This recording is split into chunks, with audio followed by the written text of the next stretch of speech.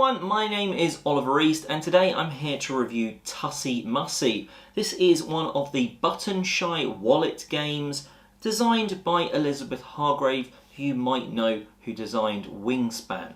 Now let's see how the game plays and then I'll tell you my thoughts on it. So this is what you get in the wallet of Tussie Mussie. You get the wallet, the cards here, and then the little handy rulebook. And then this is a small solo expansion, which I will cover on and sort of explain after the fact, after I've taught the normal game. So the game plays with 2 to 4 players, and it's going to work slightly differently based on the player count. So you're going to have all of these lovely coloured cards, and you're going to give them a good shuffle up. Now with 2 players, you're going to basically be going back and forth. With 3 or 4 players, you're going to be offering around the table. So how does an offer work? The active player will draw 2 cards from the deck. The player will look at the 2 cards and determine how they want to offer them to the next player. So in a 2-player game, it would be across the table. In a 3 or 4 player game, you're always offering to the person on your left.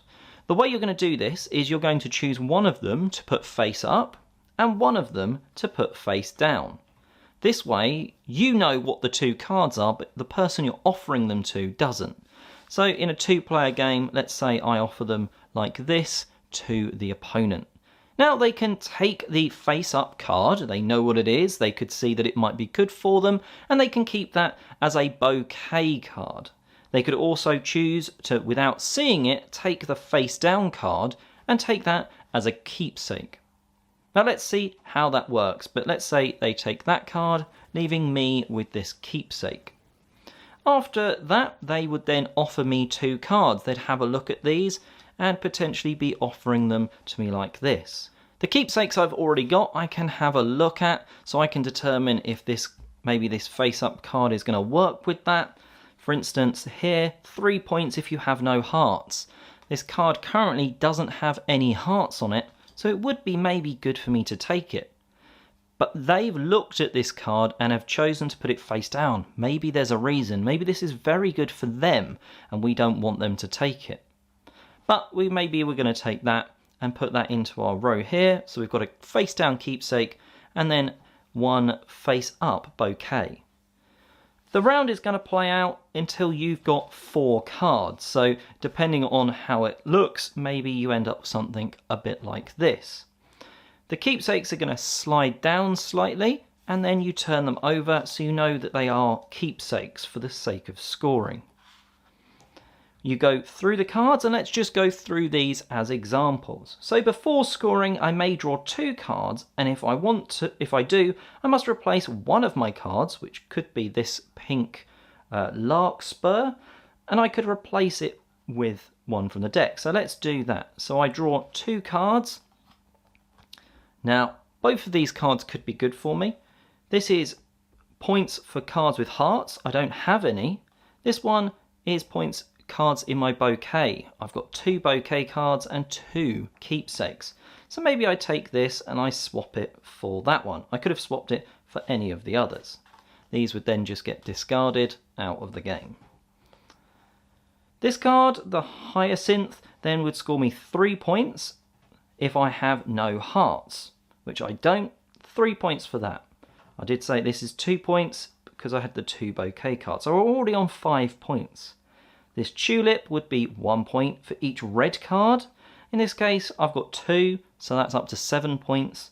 And then the gardenia, this is 1 point for each keepsake, so another 2 points for 9 in total. These cards would then get discarded and the new round would begin, with the same offering back and forth around the table. And you do 3 rounds, and at the end of the game, whoever has the most points wins. So the ideas of these, most of them will either trigger based on where they are they a bouquet or a keepsake, what colour they are, if there's hearts or not hearts, and different things like that. For instance, this orchid would count as a card of any colour and it has a heart, which is worth a victory point as well. This card, for instance, the Marigold, has 2 points, but you must discard another card from your hand. So there's some cards which are both good and bad for you, but that is how you play the base game of Tussie Mussie. Now let's have a quick look at the solo experience. So this is a small expansion that you can buy. You don't get this typically in the wallet, but again it comes with very small rule book and then these 6 cards. This is all that drives the solo experience. So shuffling the deck up and shuffling this flower shop deck, effectively you turn a card over. It will then tell you how to deal the cards. In this case, 1 face up and 1 face down. So now, I don't know what this card is. It's like it was offered to me from an opponent. Now, this card looks quite good. Again, not sure what this is, so maybe I'd choose to keep the orchid in this case. Now, I could either keep it as a bouquet, meaning my opponent keeps this as a keepsake, or I could keep this and keep it as a keepsake, and then turn this card up for the opponent, the AI, and maybe we'll do that.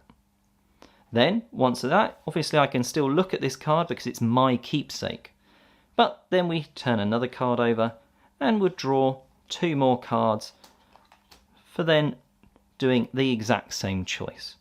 Just like in the base game, you'd play the round until you have 4 cards. So let's skip this decision and just say I ended up a bit like this, with some cards for the opponent. We can move these out of the way for now. We would score these just like normal, so we can work out how many points I've got. We'd then work out how many points the opponent got. So in this case, they had a lot of keepsakes, and they would score points as well. Now you may be thinking they're going to struggle because they are sort of the bad picks of what you don't want. Now in round 2, these shuffle up and they keep one of those cards, and they will still gain another 4 cards in the round. So they'll have 5 cards, and then in the final round they'll actually be keeping 2, so they'll have 6 to score, which increases their odds. There's also some cards, which of course none of these are, but it's like this. When it says before scoring you may do something, the AI decides not to do anything, but will score 2 bonus hearts for that card, 2 points effectively for that card. And that is how you play as a solo game, and you're basically trying to beat their score in Tussie Mussie and then the solo flower shop expansion. So let's start off with the production quality. It comes in one of these wallets. It's the Button Shy one. I believe there are other versions where it's in a box, so it depends on maybe the region that you're in. But for this purpose, for the portability, to be able to get this into a pocket or a bag or whatever, super portable. So for the production quality of the wallet and the cards that shuffle relatively well, yeah, that's all really good.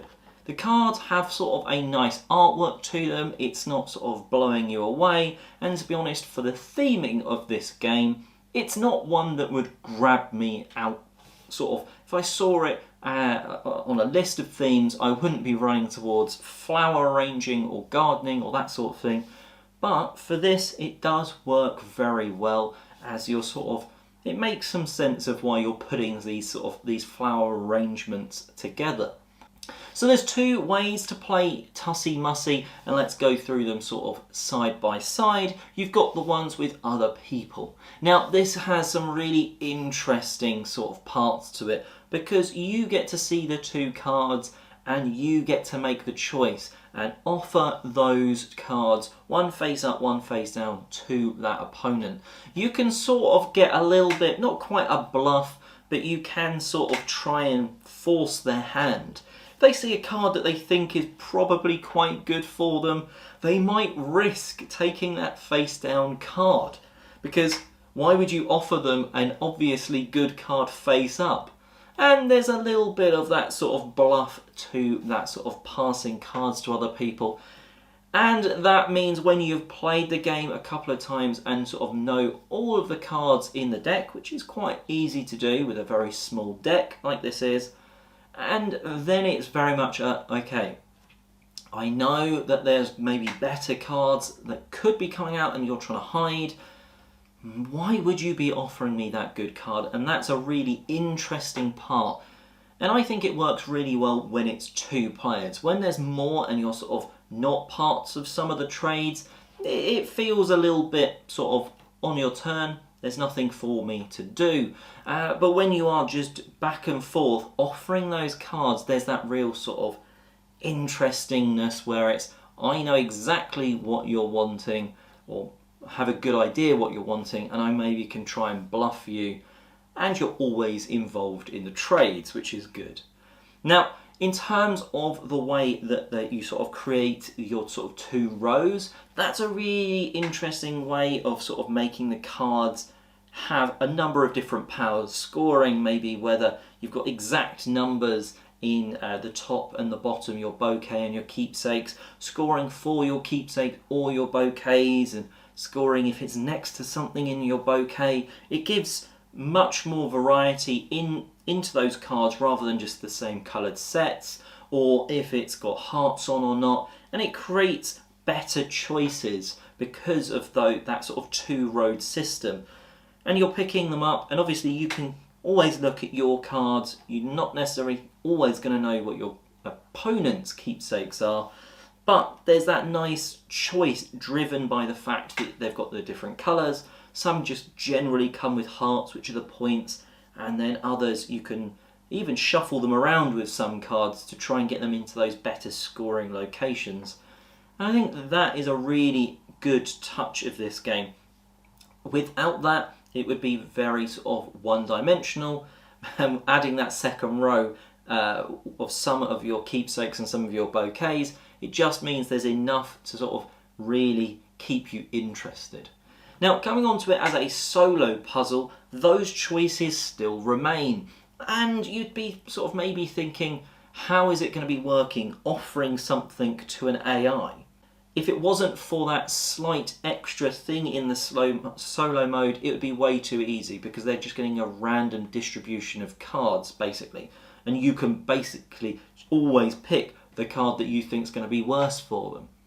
Because in later rounds, in the second and third round, they're going to have more cards, well, it's slightly harder because all of a sudden, that card that says score for every bouquet card they have, well, that could score them maybe 6 points. 6 points from one card is incredibly hard to pull off in any other situation. So they've done a really good job of making what could be an incredibly weird or very easy solo mode of offering an AI some cards, and they've turned it into a great puzzle. And I'm not quite sure which way I prefer to play the game, to be honest. It's fun and sort of more fast-paced against an opponent because you're not always doing the choosing and you're getting some picking. At least at 2, it slows down with more people. But with the solo mode, it's a really thinky puzzle for you to sort of crack. And different people are going to sort of vibe with that sort of experience in different ways. Some people might not want to touch it as a solo puzzle at all. But that is there as sort of one of their micro expansions. Tussie Mussie isn't one of those games that you are going to be playing all night. The size of it and sort of the amount of time it takes up means it's really good for its portability to be able to play out and about where you are having limited table space, limited time to play something. Well, it works really well. I'm not one that does it. I know a lot of people do play maybe out at a restaurant. This would work quite well there on that sort of limited table space. But also, if you're on maybe like a train where you've got a table or even just the fold down trays on a plane or something, that's enough room to be able to play Tussie Mussie. And it doesn't sort of require too much brain power, that you could just play it very nice and casually while talking, while travelling or something like that, or even maybe at the hotel when you get there. So I think that's where, for me, that's where this game is shining, whether it's in your pocket for going travelling or in your bag when you go to work and you've not got much time at lunch. Well, Tussie Mussie is a game that can shine in a short period of time. And that is why I'm going to give Tussie Mussie from Button Shy Games a 7 out of 10. Easy to recommend for that solo puzzle and for 2 players. Maybe the other player count's not so much, which is bringing that score down a little bit. But yeah, even if you don't like the theme, it could be a good game for you. And, well, make sure to let us know what you think of the game in the comments section below, and check out other news and reviews on the Dice Tower.